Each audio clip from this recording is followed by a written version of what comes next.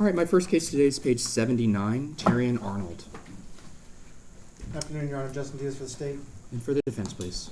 Yes, Timothy Jansen on behalf of Mr. Arnold, Your Honor. Thank you, Mr. Jansen. Is your microphone on, just to make sure it's a green light on? It was not on. It is on now. Why don't you state your appearance one more time? R. Timothy Jansen on behalf of Mr. Arnold. Thank you very much. Mr. Arnold, you're charged with 4 counts of robbery with a firearm or deadly weapon less than $750, and 4 counts of kidnapping to harm or terrorize. Judge, I need to clarify, one of those counts that you just read off for each of the charges is actually a conspiracy count. It's 3 armed robberies, 3 counts of kidnapping, and a conspiracy to kidnap and a conspiracy for armed robbery. I see that. I apologize. So for the purposes of our docket today, because the warrant has already determined probable cause at those levels, count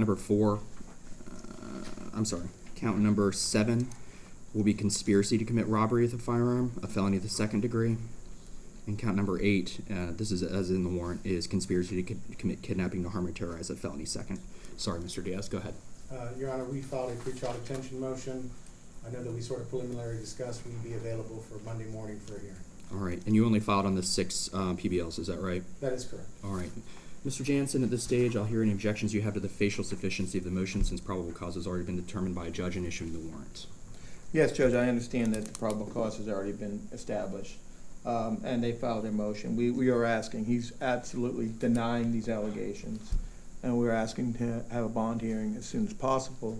And I believe 9:30 on Monday is appropriate. Okay. And we can be ready for that. Okay. However, Judge, I do want to make one thing for the record.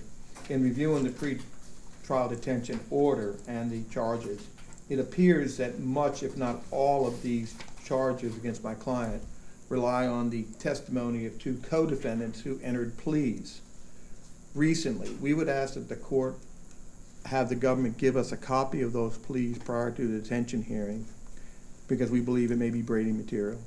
And we would also ask that their prior statements that were made when they were arrested be disclosed, because that may contain Brady information for the detention hearing. Okay. You're not entitled to any discovery before a pretrial detention hearing. If you'd like to re-raise that with the judge who's handling the hearing, I'll be happy to address that. I'm going to deny that request at this time. But, you may want to talk to Mr. Diaz and then talk with Chief Judge Sabella if you'd like a continuance.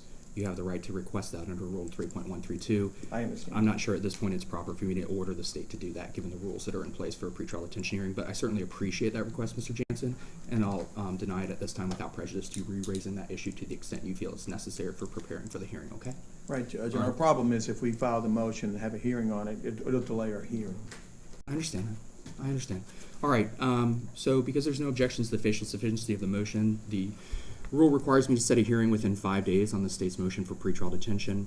So, Mr. Arnold, because you've been arrested on 6 dangerous crimes under Section 907.0415A that are first-degree felonies categorized as dangerous crimes and punishable by life in prison, you are going to be held at no bond on those charges until we can have a hearing on the state's motion for pretrial detention.